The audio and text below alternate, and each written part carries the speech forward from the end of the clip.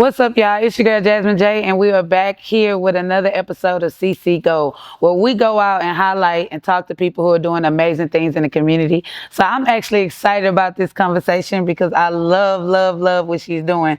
So, Summer, welcome to the show. How you feeling, love? Hey, I'm feeling nervous. Why are you nervous? I'm ready and I'm nervous. This is the best interview setup I've been in. So. Oh yeah, it's only gonna get better from here because I see you doing amazing things.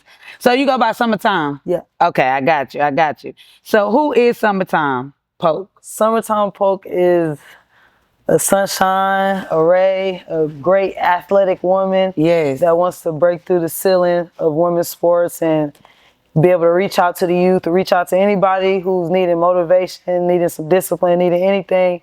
I'm just here to inspire and just bring light to everybody.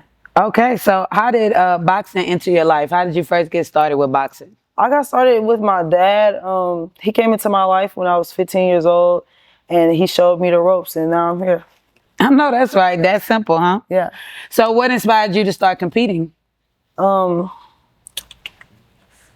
competitive in everything I do. Like my mom, she's always told me everything you do it to the best of your abilities. So Yes. it don't matter what I'm doing, I'm going to try to be the best at it. So I knew I was going to want to compete. I know that's right. Yeah. So even before you got into boxing, what are some other sports that you were a part of or enjoyed? I played basketball. What position? Point guard. Okay, it's giving point guard. It's giving because I'm short. But I played basketball. I ran track. I ran cross country. When I was little, my brother had me in football. Played street football. I've done everything. What does represent USA boxing mean to you? So tell us about that in general. Okay. To represent USA boxing, Team USA. For me, it's representing my ancestors. It's representing that flag because the red represents that blood, and the blood shed from all of our ancestors and everybody who's done anything great for this country to go across the nations and represent that flag on my back. That means a lot to me. So it's just about representing this land that we built. Yeah. So it means a lot to me. Love that. So with your whole boxing journey, your boxing career, what are some challenges and some lessons you learned along the way? Well, of course, like the cliche things are like, when you lose, you got to keep going, things like that. But what it's really taught me is Rome wasn't built overnight. Exactly. I've had a lot of challenges trying to get to the top.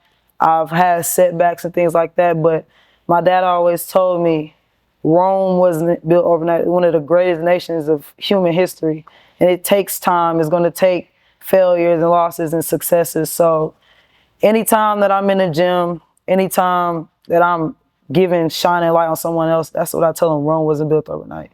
Definitely. Yeah. And I think that goes hand in hand with people learning how to just enjoy the journey. Mm-hmm. So we have like a lot of entrepreneurs that are part of our platform, a lot of creators that are like just getting started. And I think that relates to sports because it's not built in one day. You're not going to wake up and be one of the top influencers or work with the best brand, but you have to enjoy the journey and realize it's lessons leading you along the way. Mm-hmm. So do you feel like there is some type of connection? Because I feel like boxing and your career, it's a business as well. Mm-hmm. So have you started learning the business side of that? Right now, I'm an amateur, so the difference between amateurs and pros, the amateur is about getting better. It's about learning from your wins, learning from your losses, and then when you turn professional, that's the true business side. That's when the money comes in and the politics about boxing and things, a lot of things that people don't understand. You got to build your career. You got to build that record. Then you got to start trying to politic with, hey, I want this championship fight. Yeah. You got to start advocating for yourself. I deserve this fight. Let me get this fight. So right now I'm in the phase of fighting the best, being the best, learning the fundamentals, taking those wins, taking those losses, going overseas, fighting internationally, and just I got to get the stripes on my back right now. Right. So you focus on getting better, and then you'll work on the business side when you decide to go professional. Mm-hmm. Okay, so let's dig into the Olympic experience. What was it like attending the U.S. Boxing Olympic camps? Who is so much. First off, saying it's an honor to be in a place like that. It's the top tier treatment. You get the best treatment. You get the best food. You have the best coaches. They have sports therapy. They have anything that you need. They're trying to build a machine. Yes. You know, so they want to take care of your mental. They want to take care of your body, get you the best training. So what a holistic approach. Yeah. It's like, it's the best. It's the Olympics. I know that's right. It's not, it's the Olympics. It's not just any gym. It's the best of the best are there. So for me, the first time, because it's camps, I've been there twice. The first time, it was super duper rough for me. It was rough mentally more than anything. Yeah. But what helped you get through that?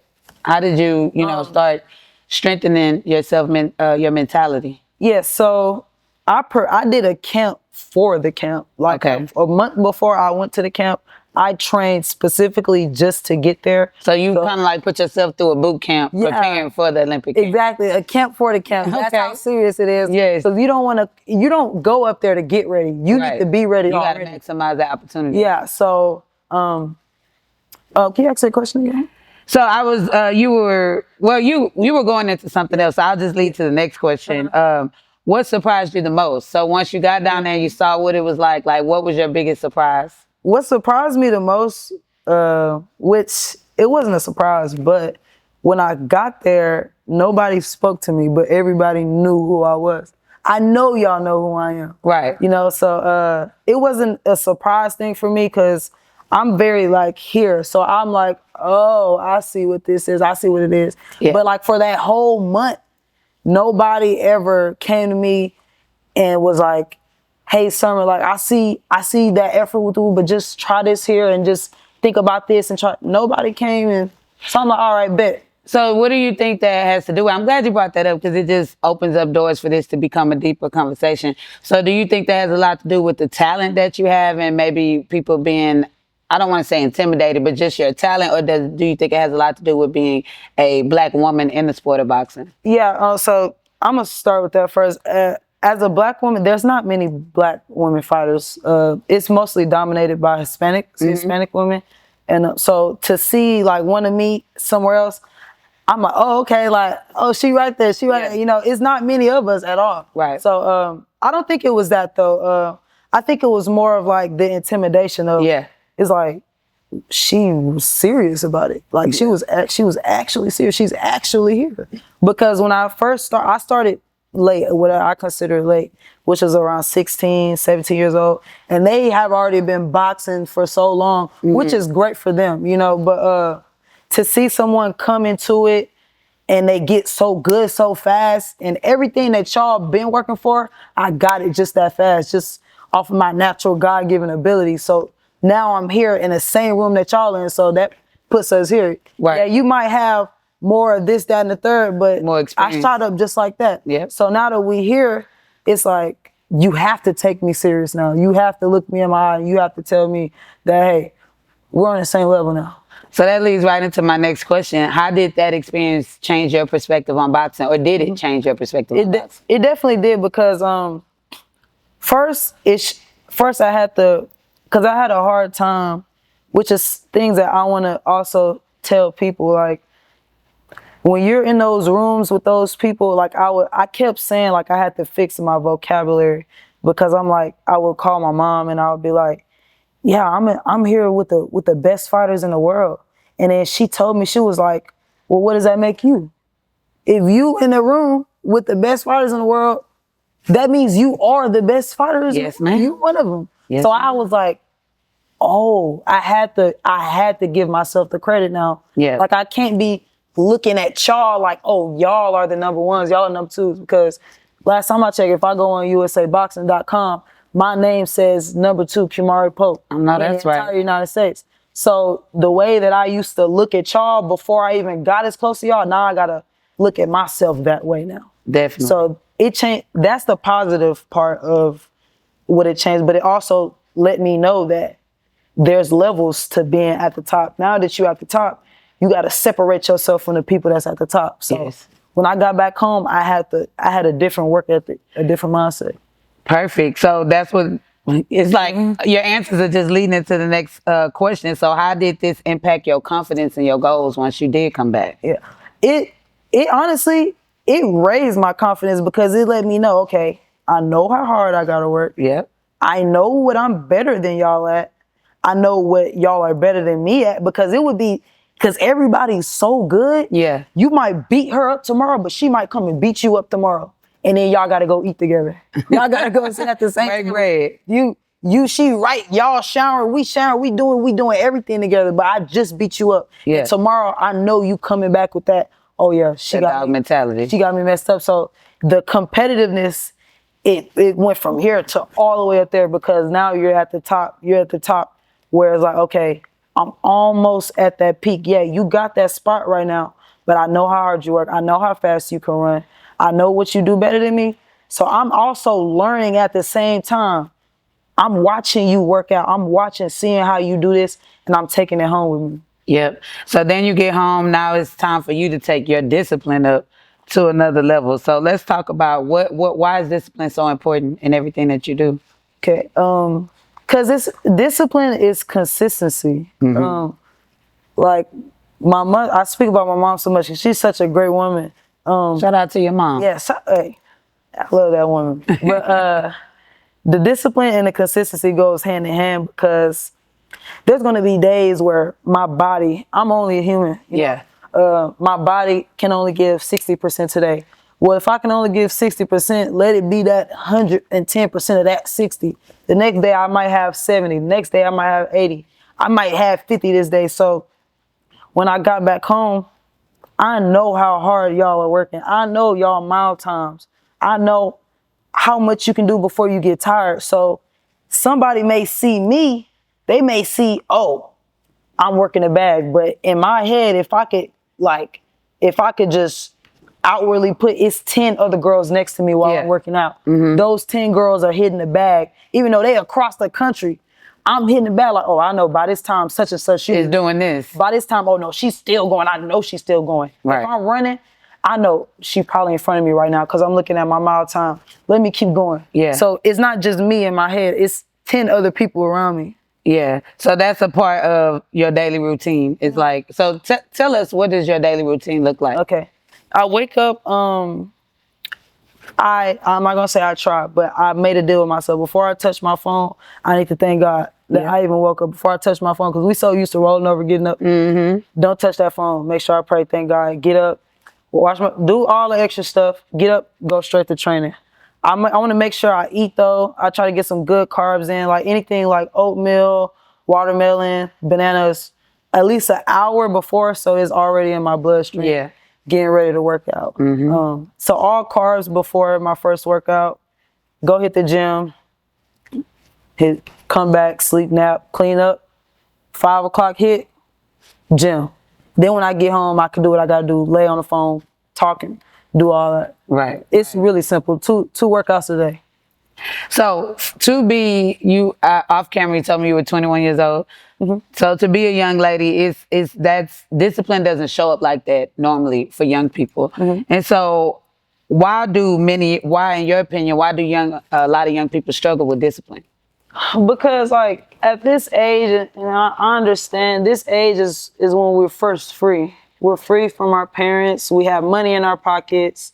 We can go to these clubs and do all these things. You know, we don't have supervision, but we're really still kids right now.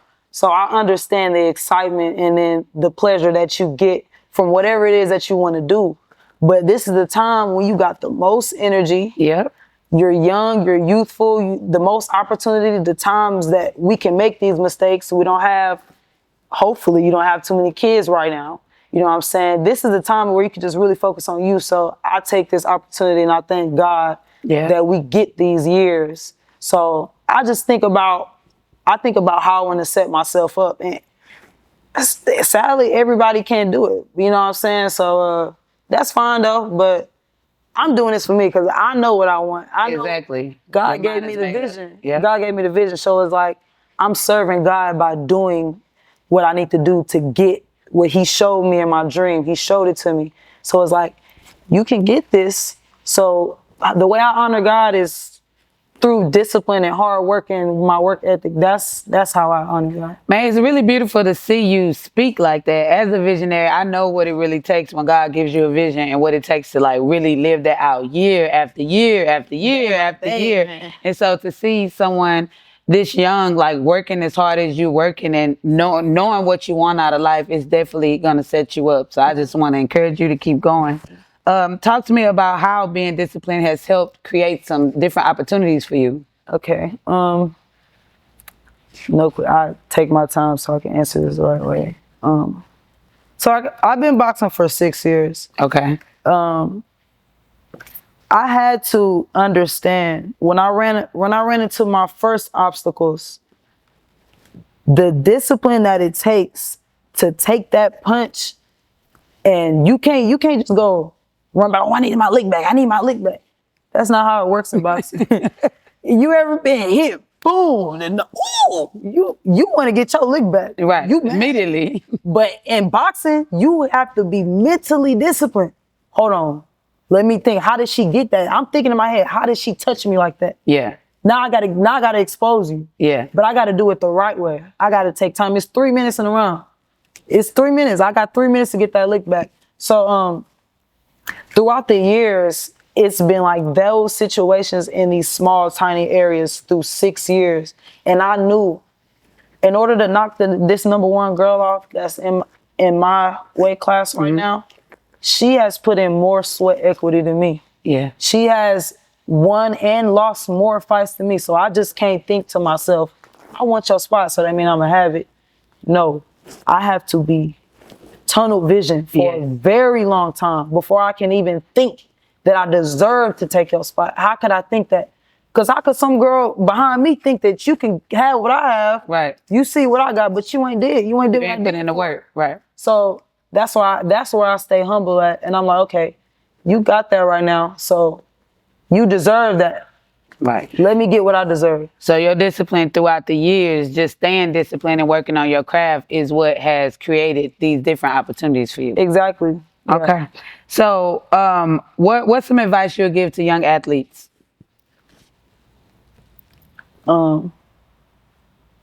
Make discipline a part of your personality. When people hear your name, they should think, oh, he probably in the gym. Don't call him. Don't tell him we gonna do this because he ain't gonna answer. That's how what you need to be. When your name is said, that it needs to ring that bell. You need to have that what's the word I'm looking for? It's like representation, or when they hear your name, they need to know what you are about. Mm-hmm. When my friends and my family, when they organizing things, they already having it in their head. She probably ain't gonna be able to come. Yeah. They might still invite me, but she probably not gonna be able to come. She always in the gym. That's need to be your reputation. What am I trying to say? Your reputation. That's how they need to be your reputation. Your reputation needs to be your craft. Yep. That's what it needs to be. So in order for that to happen, in order for you to build that reputation, you have to, it's action. Constantly in the gym, constantly in the gym. And we young, have your fun. Cause this is what I do. I'm a work and life balance type of person. I love to travel. My mother, she takes us all around the world, but I love to have fun. I need to be happy in order to do what I do. Exactly. So if you want that balance, it's very important to have that balance. This is how I balance myself.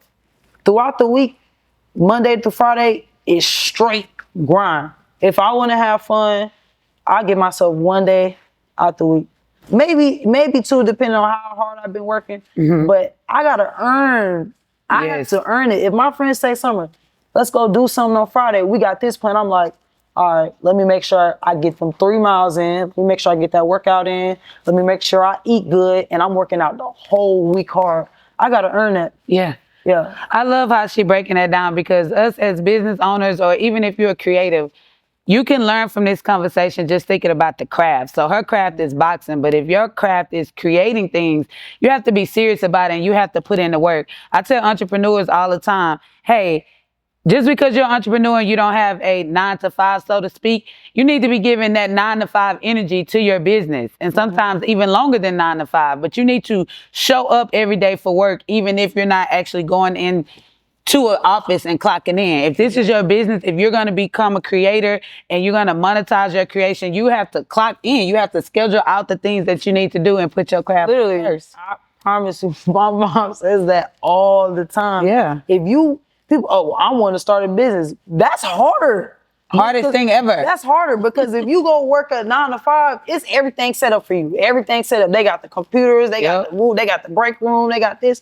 You just walking to the work. When you're trying to create a business, that is harder than just going to clock in. So just like you said, if I want to start a business, I need to be up in the morning, 8 a.m. working on this, working on that. Make sure I get this. Make sure I get these paperwork signed. Make sure I get this. Bro, people don't know what it takes, bro. That's all. People just take the easy route. Yep. But platforms like this, that's why we're trying to educate and inform people. So I have a few more questions for you. So boxing beyond the ring, I know right now you're focused as an amateur and focused on getting better. But as you grow your brand, what are some things you're doing right now that's going to help you grow your personal brand as you switch over to professional? Right now, my personal brand, I need to show these people, show these brands, these big brands that I'm marketable.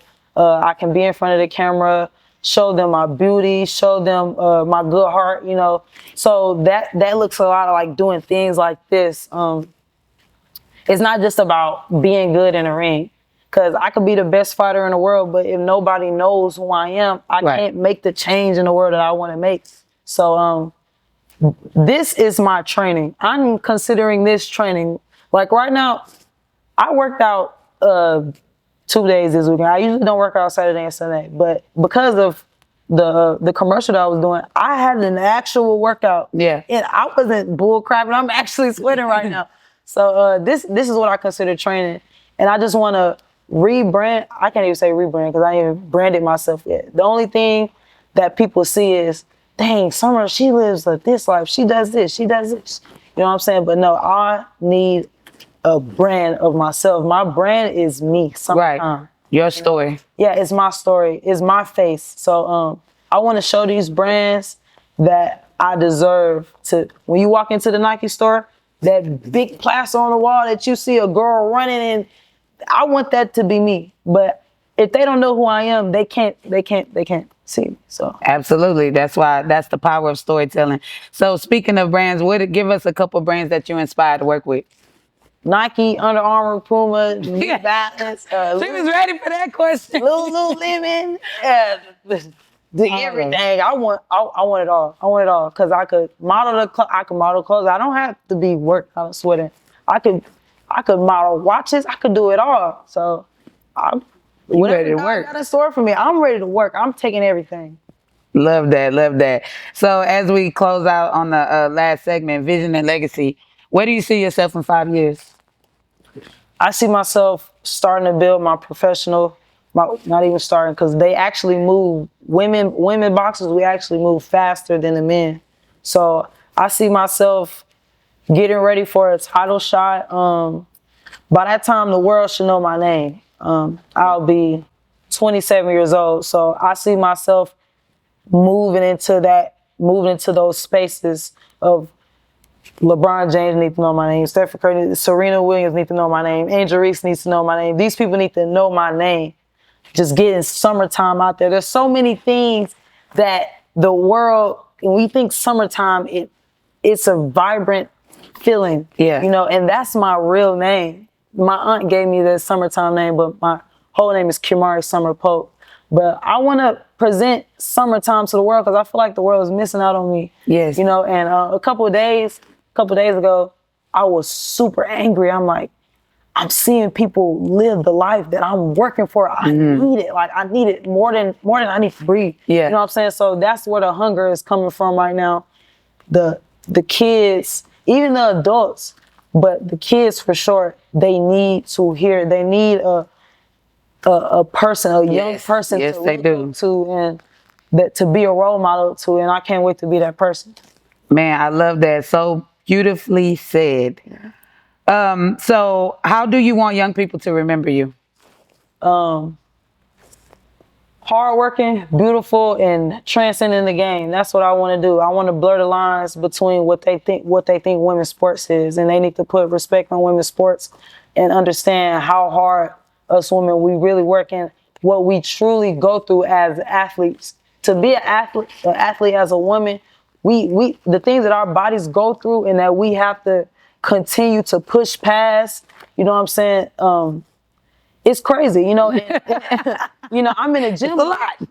I'm in the gym with 20 guys all day sweating and like I'll come out the ring and I'll push myself and then I start to get these horrible, unbearable cramps. Mm-hmm. And when they see me hunch over like that, all of them, man, I'm so glad I ain't no girl. Man, I don't see how you do it, Summer. That's what I'm saying. That respect. It's not just about, oh, I'm glad I'm not a girl. No, don't say that. Respect the fact that I am a girl. Yep. Or I am a woman and respect us that way. Don't just push it off like, oh, I'm glad I don't get this, I don't get that. No, that's what I fight through. Yes. That's what 50% of this world fights through. So put some respect on us and what we do. You know what I'm saying? So that's the message that I want to put out there. Like, we need that respect because your mother had to go through that. Yep. Your grandmother had to go through that. Your auntie, for sure. So that's what I want to push through. And I'll just say this one thing, like, that I want to change as well and bring light to as women athletes, the things that we go through with our bodies, it should be recognized and celebrated, not just, oh, that's a bad part. Let's not talk about it. No, let's talk about it. Yeah. And let's do something about it and let's uplift that and let's create something for it. Perfect. Yeah. Love that. So that was a great way to end off the segments. I have a few rapid fire questions for you. Mm-hmm. After you answer that, you can tell people where they can reach you and learn more about Summertime. Yeah. All right. So, favorite boxer of all time? Gervonta Tank Davis. I know that just popped up in my so fast, but Floyd Mayweather too. Okay, Floyd. Dream sponsorship? Nike. What's harder, training or competing? Ooh, that's hard. Dang, training. Training. One word that describes your mindset? Dog. Well, what was it? Dog. Okay, I know that's right. What motivates you when nobody is watching? My sister. Your favorite workout? Bag work. Favorite recovery routine? Massage. That's right. Not ice bath. What does success mean to you? Living a free life. What would you tell your younger self? What you see is true. And one word you want people to remember after hearing your story? Compassion and love.